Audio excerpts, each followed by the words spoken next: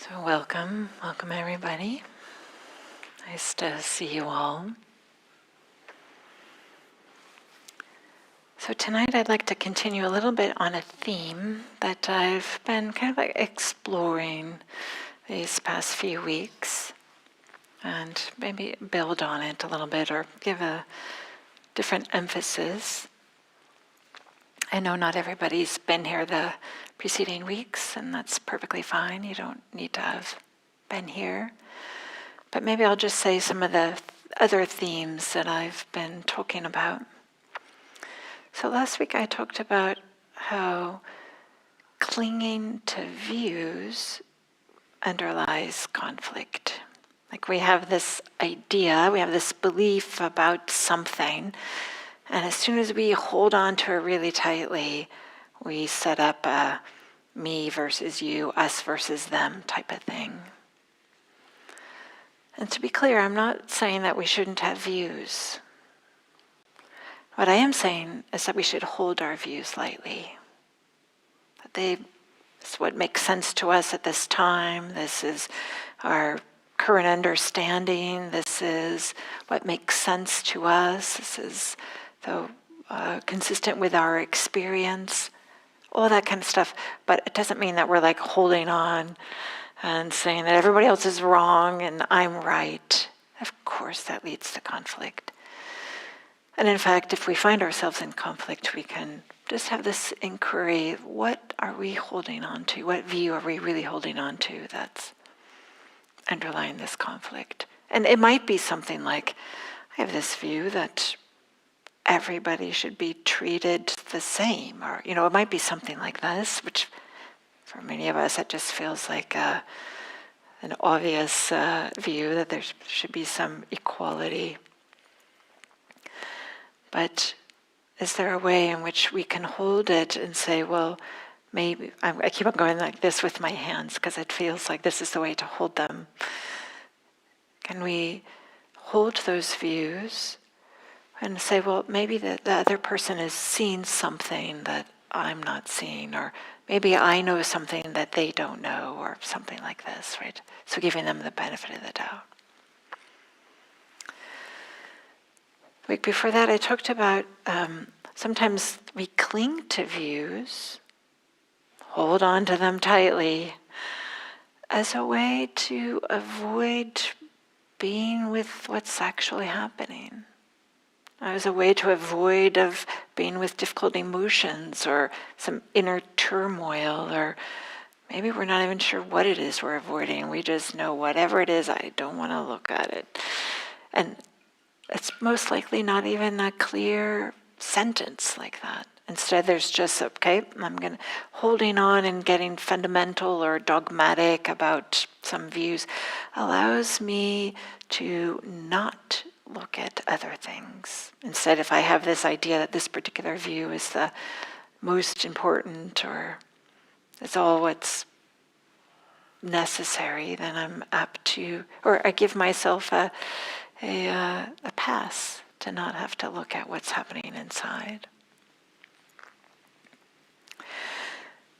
And then about a month ago, I talked about the importance of making the distinction between views and direct experience. Sometimes they get tangled up, but direct experience is something that comes in through our senses. Seeing, hearing, touching, tasting, smelling, and of course thoughts is one of the senses in the Buddhist teachings. And we could say views are thoughts that are partially hidden or completely hidden. And so if that's part of what views are, well, then how do we even know what our views are if they're hidden? And I talked a little bit about how we could do some settling practice, allowing the mind to settle down. And then these things become just a little bit more visible. Or we can also do some inquiry practice, dropping in the question, what am I not seeing? Or what view is underneath this? It's another way to potentially work with it. So building on that today, I want to talk a little bit, build on this idea of letting go. Those of you who have been around in the Buddhist scene, this is nothing new, right? We hear about this a lot. In fact, it's kind of like a central theme of this idea of it's the opposite of clinging. We know that clinging brings suffering. This is the second noble truth. The cause of suffering is clinging or grasping or thirst, craving. We could use all these different words. It's the same thing. Maybe we might even say it's the opposite of letting go. And so just a reminder that, that this practice is not about acquisition. We talk about cultivating, having a bit more settledness, having more insight, some more mindfulness that just naturally grows the more that we practice. But it's not about like getting things, not like getting badges. I sat for so many hours this week, or I went on this retreat, or something like this. I had this meditative experience. It's not about acquiring these things. Those are things that sometimes we do to make ourselves feel better. Nothing wrong with that, I suppose. But it's also, there's a way in which that can kind of like slide into, well, having these acquisitions, quote unquote. We might think that that's part of the purpose of practice.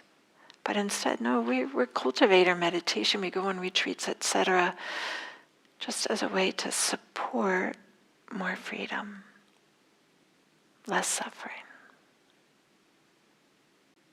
It's all about this. And of course, I'm using this word freedom and suffering in really broad ways. Suffering might just mean a little bit of stress, a little bit of uneasiness. Freedom can be complete freedom, liberation, awakening. It can also just be more peace, more ease, less being pushed around by our minds and all of our experiences. So with regard to views, there's this particular language that we find in the suttas about letting go of views. There's this Pali word, patinissagga. Absolutely no need to remember that word.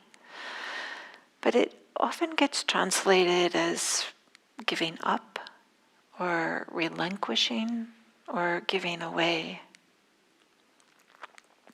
This word relinquishing for me kind of feels like, oh, you have to pull it out of hands or something. Like there's like a little tug, like, oh, I'm not sure I want to give it up. And maybe that's why sometimes it gets translated that way. But this word, patinissagga, is often associated with delight.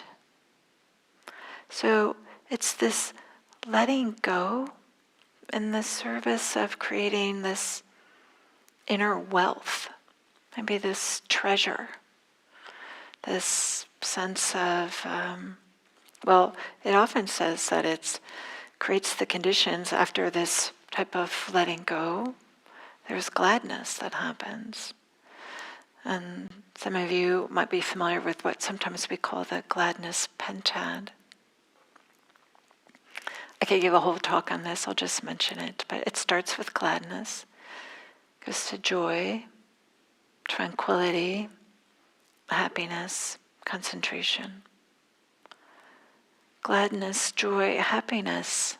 So this type of letting go, this type of giving up or giving away with delight creates the conditions for the mind to be settled, creates the condition for this kind of like gathering together of our maybe different aspects of ourselves or different parts of our experience. So it's not a giving away or letting go it's not a deprivation. It's not like we're not having a loss of what is good. We're creating the conditions in which there can be more freedom, less suffering. So building on this idea, there's also in the suttas this other Pali word, vosika, that's often translated as letting go. Different translators do different words, different English words for these different Pali words. I tend to mush them together. But there's something that's, I think, kind of interesting about vosika as letting go, is that it's pointing to often letting go of a sense of control. So much we want to control things. Of course we do. We want to be comfortable. We want things to turn out well for ourselves, for others, our loved ones. We might even say so much of our life is about, trying to get things to turn out okay. Just another way of saying control them. But in the suttas, in the Sigalavada Sutta, which is instructions for householders in particular, it says that the instructions are a householder. So in this case, it would, I'll say it this way. A householder should let go of authority to their partner. Let go of authority. This householder should also grant leave to their workers at the right time. So this way in which we might try to control other people, in the case here, somebody who works for them, say, no, you have to work overtime. No, you have to take care of that. Our partner, no, you have to do this. No, you don't have to do that. But this letting go of control of others. Of course we know it doesn't really work, but we try it anyway. There's a part of us that maybe is desperately wishing we can control them, and maybe there's even times in which the control, we are able to influence them, but we don't really get to control others. And the Buddha, he recognizes that this is a lot of suffering here. So kind of building on this idea of not controlling others is also this idea of letting go of this sense of ownership. Because often this sense of ownership, implicit, not explicit, is this idea that we can control it. No, this is mine. This is my striker. Nobody else can have it, and I get to say whether it sits on this side or on this side, or something like this. Sometimes we don't think about that this sense of ownership has this idea of, well, no, then I get to decide what happens to it. And of course, we have the sense that, these glasses are mine. They're not anybody else's glasses. They are mine. They wouldn't work for anybody else, chances are. But there's a way in which ownership is also just a convenient social contract, right? Because I don't get to, if I donate them, they're not mine anymore. If they break or I throw them away or if something happens to them, there's a way in which the glass, whatever happens to glasses, happens to them, whether I own them or not. We could say, well, Diana, you're the one that's choosing to donate them, or you're the one that sat on them and that's why they broke. But, we know this, that we don't really own things when we die. They don't go with us. These things, they die, quote unquote, before us, objects. So I'm not trying to say that ownership doesn't exist. We definitely have this in the modern West, but there's also, different communities have different relationships with ownership. So this letting go is about stopping demanding that things behave a certain way. stopping of this sense of saying, no, this is mine. It's not yours. Setting up this tension. And so notice how these ways of letting go that I'm talking about, they're all associated with this sense of self, me and mine. So whenever there's this sense of clinging, it's a synonym for there's a strong sense of self. No, this is mine. I'm like this, I'm not like that.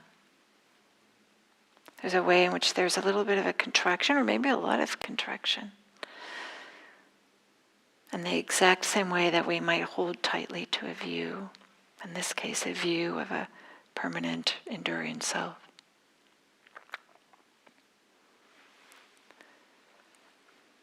So if we agree that this idea of letting go, of kind of like relinquishing, giving away, generosity, or no longer clinging is a good thing, it will help support this movement towards freedom, well then how do we do this?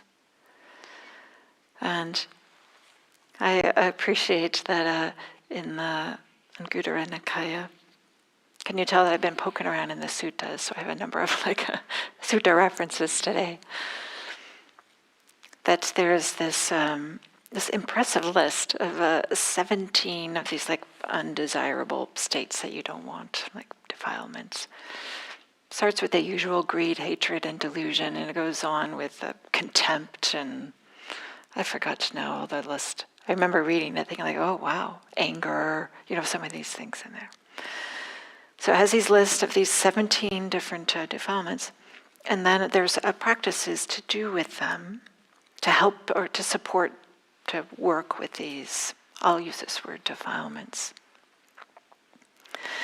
But as a subset of these defilements is this idea, well, let's relinquish them, let's let them go. And so I just want to read you 2 examples. So maybe I'll just make this even more complicated. So there's all these defilements. There's things to do with them, including letting go, and then there's practices to help with letting go, or whatever it is you're going to do with them, mostly letting go. Here's an example. For the complete understanding, finishing, giving up, ending, vanishing, fading away, cessation, giving away, and letting go, right? Trying to be as thorough as possible, all these synonyms of greed, and then it goes for 16 others. 2 things should be developed. What 2?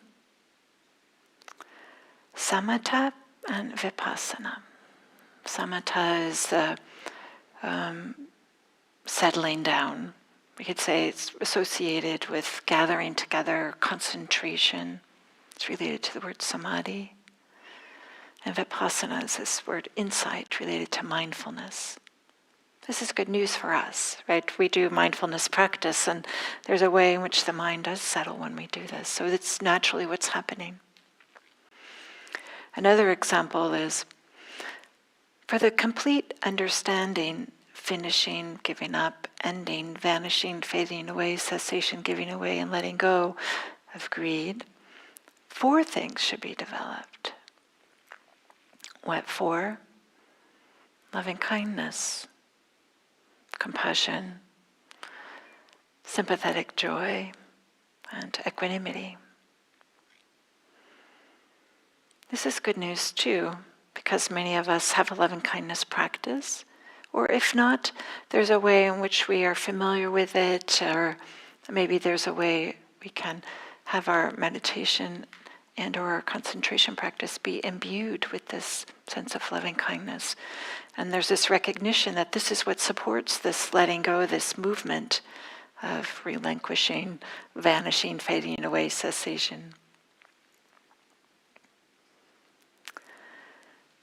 So I talked about how there's this movement towards letting go is helping towards more freedom.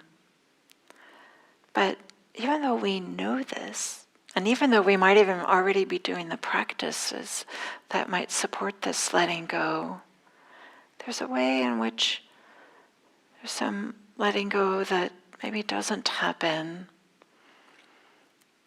or we might be using letting go in a way that's not helpful. So just like we have this sense of, like we might want to say, okay, just letting go, or maybe a Dharma teacher might want to say, oh, just let go, let go. Everything, just let go, you'll be fine. But of course, it's not quite that simple. And so I want to kind of like flesh this out a little bit. And maybe one thing that I'll say is that here's another sutta quote. The Buddha says, I don't say that everything should be given up or let go. But I don't say that nothing should be let go. When giving up certain things, unskillful qualities grow. And skillful qualities decline, and if that happens, don't give up those things. But when giving up certain other things, unskillful qualities decline while skillful qualities grow. So this wisdom to notice, okay, what's helpful for supporting this, what's skillful, kusala, what's wholesome, what's helpful, what's healthy. So is there a type of letting go that's unhelpful? Is there a type of letting go that doesn't lead to more freedom? We might think of some. But I'd like to point to this, and maybe I'm going to play with the language a little bit here. There's a way in which sometimes people abandon, we could use abandon for one of these synonyms, abandon themselves. Abandon themselves. What does that mean? What am I pointing to? Many of us have heard that a key insight is like into impermanence, to see the inconstant nature of things, impermanent nature of things. But it feels a little bit like a cruel thing to do if somebody has a life that's very unstable, and I just experienced a lot of loss, to say, oh, everything's impermanent. Instead, we would say, like, to practice with stability, so that they can create the conditions in which they can see the impermanence. Or in the same way, right, one of these key insights is suffering. There is suffering. And it just seems insensitive and maybe inappropriate and unhelpful if somebody has tremendous amount of suffering, just to say, oh, there's suffering. Instead, it might be appropriate for them to cultivate the opposite, to be noticing where there's well-being and happiness. So in the same, I could say the same thing for not self, another key insight. And we can say that if we want to point to not self, but maybe somebody really doesn't have a clear sense of self, or maybe they feel like they don't have clear boundaries with others, or so maybe what's appropriate for them is to cultivate a sense of self, some confidence, maybe, that can support some letting go, some opening into not self. So there's a way in which we need to maybe be sensitive to and notice that maybe some cultivating of the opposites of these key insights can be a real support for our lives, help create the conditions in which these three things, insights into impermanence, insights into unsatisfactoriness, dukkha, insights into not self. So I would say in that same vein, this idea of letting go is to not abandon ourselves, because sometimes we abandon ourselves in the sense that we might experience an emotion that's difficult, unpleasant. Maybe it's exactly what we don't want. And it requires our attention and our care, but instead we ignore it. Instead we distract ourselves, or whatever way, we're just not present for it. So we're kind of like abandoning ourselves. We're not being aware of our experience. We are like maybe discounting our experiences, thinking, well, I don't really, it doesn't matter. Maybe implicit in that is, I don't matter. Or maybe there's this way we just have this habit of turning away from our experiences and not even present for our lives. And we find ourselves kind of like slipping, our life slipping away, or finding ourselves like, wow, what happened the last few years, or something like this, or find ourselves sleepwalking through our life. I'm calling this kind of like abandoning ourselves. We could do it like in general, or maybe when there's only certain experiences that we just tune out, turn away, turn towards something else. Maybe this is why we see so many people with their phones scrolling, even doom scrolling, right? It's all bad news maybe, but they're just doing it just as a way to distract themselves from what's happening. Or maybe they yell at their partner, or yell at the person who's driving, or yell at the kids, or just yell.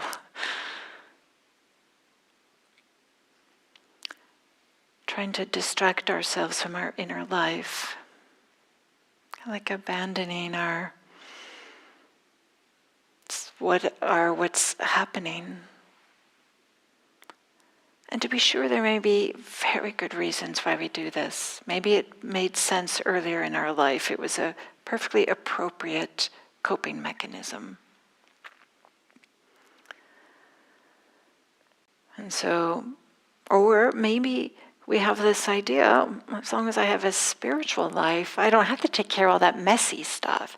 I just I'm just going to strive and work and get a weekend, and then all the messy stuff will disappear. Poof. Has it worked? Right. There's a part of us often that has this, I think, in the back of our minds. Of course, we come to this practice to alleviate suffering.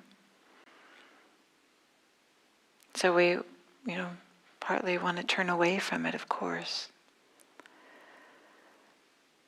So this idea of like abandoning ourselves, we may be like discounting ourselves, maybe our inner experience, difficult emotions, or maybe something a little bit bigger, like thinking that we don't count when other people are talking or having ideas, we're in groups, thinking like, oh, well, okay, my opinion doesn't really matter so much, maybe I won't say anything.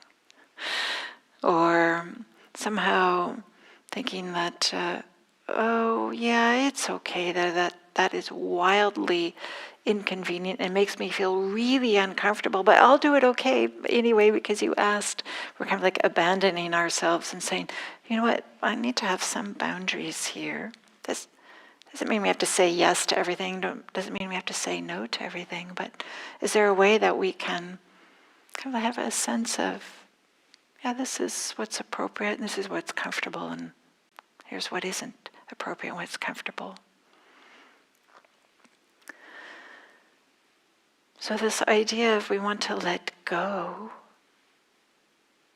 but I'm saying in order to do like some of the deepest letting go that's possible, we need to first to make sure that we're not abandoning ourselves, not letting go of ourselves. I'm playing around with words here a little bit, but just this whole idea that sometimes we can take some of these ideas of just, hold things lightly as a way to validate not really being with some of our difficulties. So how do we not do this then? How do we not abandon ourselves? pay attention to ourselves. Just noticing our inner life. And for some of us who have been disconnected from our emotions for whatever reason, maybe this isn't so straightforward. Maybe a mindfulness practice is part of just getting acquainted with our emotional life. Just even learning like the vocabulary of emotions. It's not unusual for people to just have a limited mad, sad, glad. I know one of those three, but our emotional lives are so rich and diverse. So one way to not abandon ourselves is to stay present for ourselves. Just have some curiosity. What does it feel like? Noticing. And I'm saying this recognizing that there might be a really good reason why we aren't in touch with our inner life, because there might be some really difficult things there. I like this expression that Jack Kornfield uses, this unfinished business of the heart. And so, is there a way that we can create the conditions on which that business can get finished with care and respect for ourselves? Not expecting it to be easy and fast, or linear, or fun all the time, but to still find this way to just be present for ourselves with whatever's happening. And not in a way that we're going to tip into overwhelm. That's absolutely the wrong direction if we find ourselves always tipping into overwhelm. Is there a way that we can work with it where we don't tip into overwhelm, but maybe just touch into? Another support for not abandoning ourselves is just simply valuing ourselves. Sometimes just our upbringing, we've kind of like been discounted or somehow think that we don't matter or we matter less or something along those lines. But is there a way in which we can notice that we all matter? Every one of us. Every single one of us. It's one thing for me to sit up here and to say this, but it's another thing for us to really understand that or know it. And you might say, okay, well that sounds nice, Diana. You have to be present for yourself and value yourself, but how do you do that? Here's the good news. It's the same practices. It's this samatha, vipassana, and brahma viharas. This letting the mind settle, getting some gatheredness. There's a way in which there's this inherent sense, a little bit of well-being that happens when the mind gets settled. Meditation practice. Sometimes our meditation practice will have more of an emphasis on just settling down. Sometimes it'll have more of an emphasis on mindfulness and just noticing what's happening and being really present for whatever's happening. Two different kind of flavors, and they interweave, and if we want, we can make them really distinct, but we can also just let them kind of flow from one to the next. The second way to kind of support us to not abandon ourselves so that we can let go, so that we can have more freedom, is loving kindness practice, compassion practice, sympathetic joy, equanimity, these heart practices. And I used to teach loving kindness practices a few times a week for years. Had an impact on me too. It was great, fantastic. I loved doing it. But it was not uncommon for people to say, well, it's so much easier for me to do loving kindness or compassion or for others, but not for myself. In fact, I would say that might have been the most common comment. It's not surprising the way, we have so much our messages from our culture maybe that you have to be better, do more. So maybe there's some intentional loving kindness practice for ourselves as well as for others. So these same practices that are supporting letting go are the same practices that are supporting not abandoning ourselves. But there's a way in which to highlight or outline and say explicitly not abandoning ourselves that might be a highlight for what maybe there's ways in which we have been doing this which we haven't even noticed. Or we were thinking like, oh no, this is letting go or equanimity or something, but in fact it was a way in which we were disconnecting or turning away from our inner experience. So it's not like we have to necessarily do something wildly different, but just to bring this idea, this notion into our awareness, into the way that we think about our spiritual practice and the way to greater and greater freedom.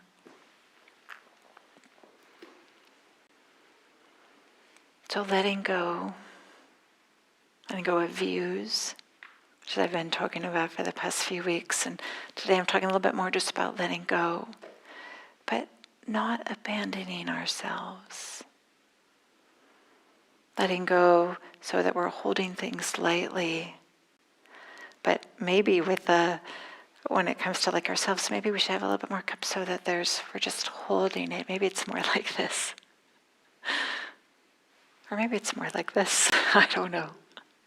We can think of all these different ways, but letting go without abandoning ourselves. So I think I'll stop there, and I'll open it up to see if there are some questions or comments.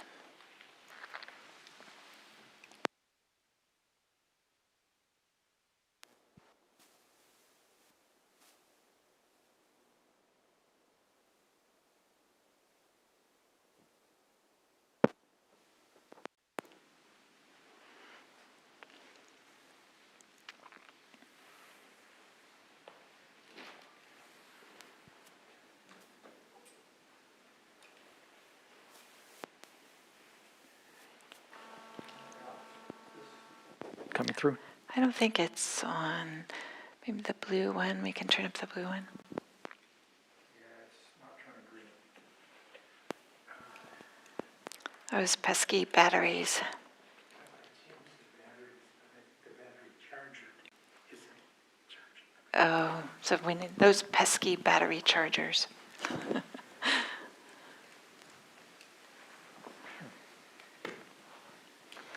Maybe this is just a stray thought that I had during your talk, but about halfway or 2/3 through, you talked about not throwing yourself out, but being with yourself, including during times of difficult reflection. Things come up, and being with them instead of fleeing to distractions, if I'm rephrasing you correctly. So what that reminded me of was a verse from the Therigatha, or the Tales of the Elder Nuns. Therigatha, which goes, I delight. Oh, I had it.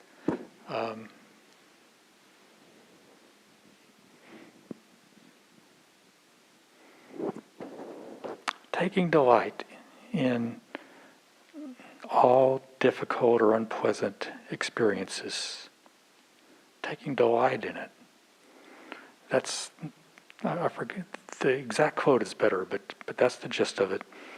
Which of course is not how we normally want to think of unpleasant experiences. So, how can it be delightful to be with that? Do you have a sense? Yeah, when I'm at my best.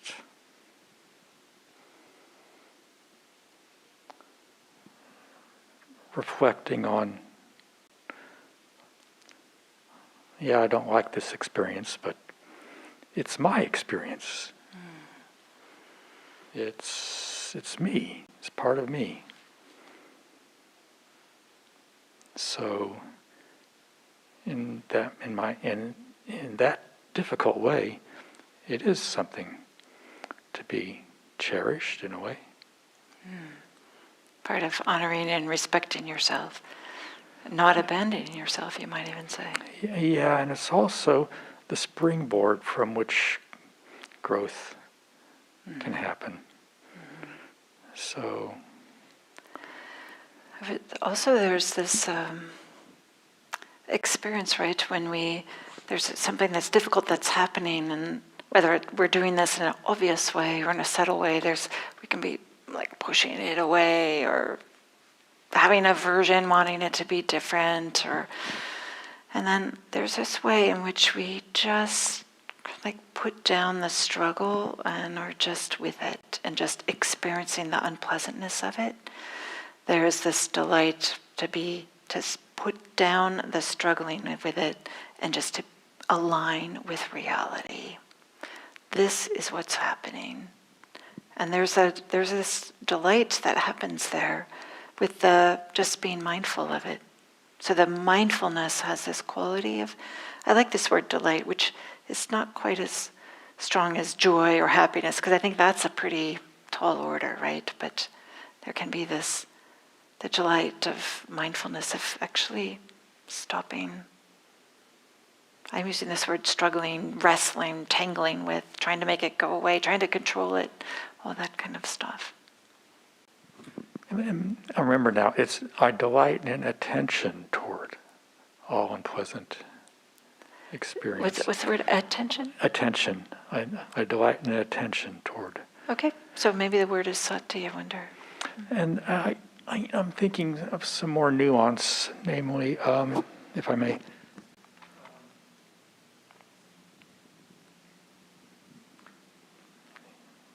really close attention will show you, every little thing that's going on in your mind-body system, including maybe contractions in your heart or your throat. Maybe not pleasant, but oh yeah, I'm understanding myself better now. Yeah. There can be something sweet about it, even while difficult. So I'm struggling with this still, but that's as far as I've thought it. Oh, thank you, Bill. And including this idea, like, okay, now I understand something a little bit better about myself. Maybe that's where some of the delight is. Yeah. Thank you.